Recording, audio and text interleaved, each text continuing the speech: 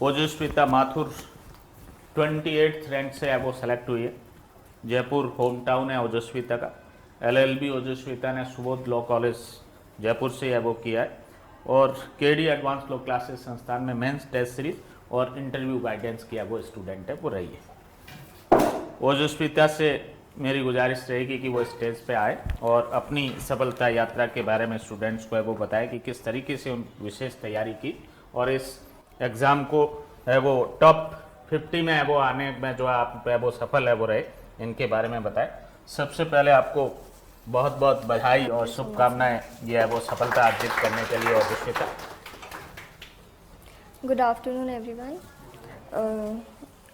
मैंने प्रेपरेशन 2023 में ही शुरू की थी और मेरी लॉ अभी 2024 में ही कंप्लीट हुई है।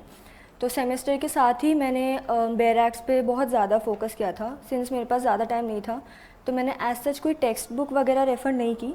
मेरा मेन मोटिव बैरैक को ही पूरा कवर करना था।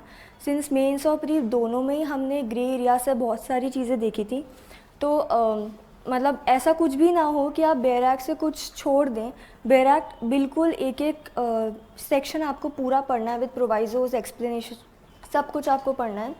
उसके अलावा केसेस में मैंने लाइव लॉ को रेफ़र किया था। लाइव लॉ मतलब रोज़ डेली अपडेट्स डालता है केसेस की, तो मैंने अलग से एक नोटबुक बना के रखी थी कि उसमें सारे जो भी लेटेस्ट केसेस हैं जो मेरे से मतलब अपने सब्जेक्ट से रिलेटेड है वो मैंने उसमें नोट कर लिए थे। अदर देन दैट मतलब मेरी हिंदी और इंग्लिश की प्रैक्टिस मैं रोज़ ही करती थी। रोज़ 1 घंटा मैं इंग्लिश लिखती थी, 1 घंटा हिंदी लिखती थी।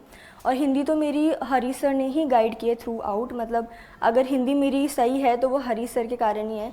और इसके अलावा जो अपने मतलब अपन को बहुत पॉजिटिव रहना चाहिए। मतलब मैंने मतलब काफ़ी, क्योंकि मैं मतलब 1 ही साल था मेरे पास, ज़्यादा टाइम नहीं था, तो मैं ऐसे भी जा रही थी कि 3 साल से लोग प्रिपेयर कर रहे हैं, मैं तो अभी बहुत छोटी हूँ, मेरा तो कैसे ही होगा। बट मेरी फैमिली, मेरे फ्रेंड्स बहुत सपोर्टिव थे और मेरे मेंटोर्स भी बाय लक बहुत अच्छे थे जिन्होंने मुझे बहुत अच्छे से गाइड किया।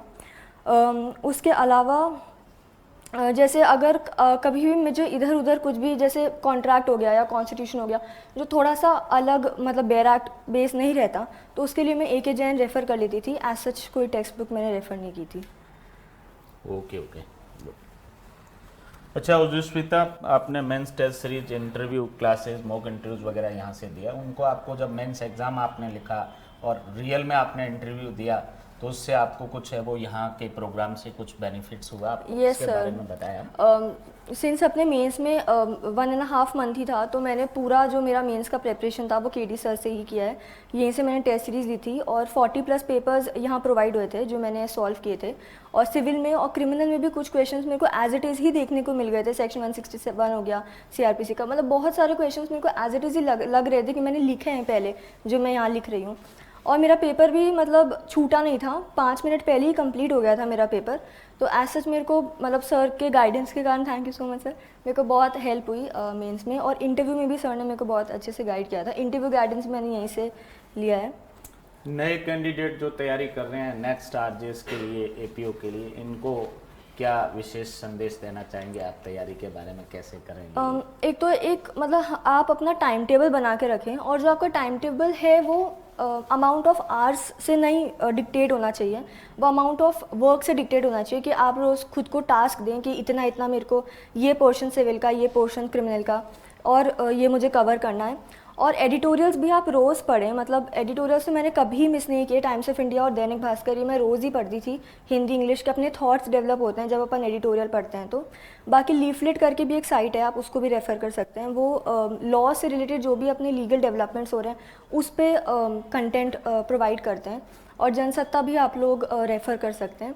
और बाकी 1 साल अगर आप मतलब ढंग से प्रिपेयर कर लेंगे और कोई भी एरिया छोड़ेंगे नहीं, बिकॉज वही बातें हैं, वही बेयर एक्ट हैं और वही एसेज हैं, वही अगर अपन 1 साल तक कंसिस्टेंटली प्रिपेयर करेंगे तो आई डोंट बिलीव कि ये हमसे क्रैक नहीं हो सकता। इतना डिफ़िकल्ट एग्जाम ही नहीं है अगर अपन कंसिस्टेंटली प्रिपेयर करते रहें तो। Thank you Ojasvita, thank you very much. Thank you sir.